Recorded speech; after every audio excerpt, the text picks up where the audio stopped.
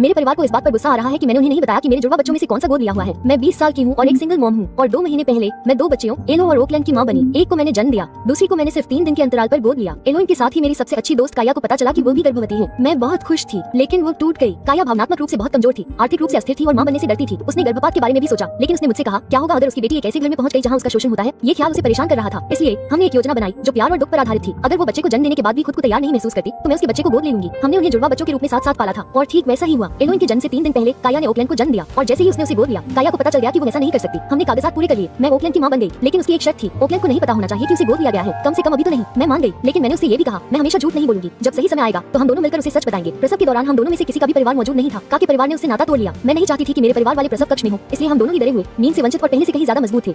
उद्धरण चिन्ह। एक हफ्ते बाद मैंने अपने परिवार को बच्चों से मिलने के लिए बुलाया। मेरी दादी अंदर आई, लड़कियों को देखा और पूछा तुम्हारी कौन सी है। मैंने मुस्कुराते हुए कहा दोनों हैं। उसने आंखें घुमाई। समझ रही हो? मैंने दोहराया वे दोनों मेरी बेटियां हैं। लेकिन फिर मेरे माता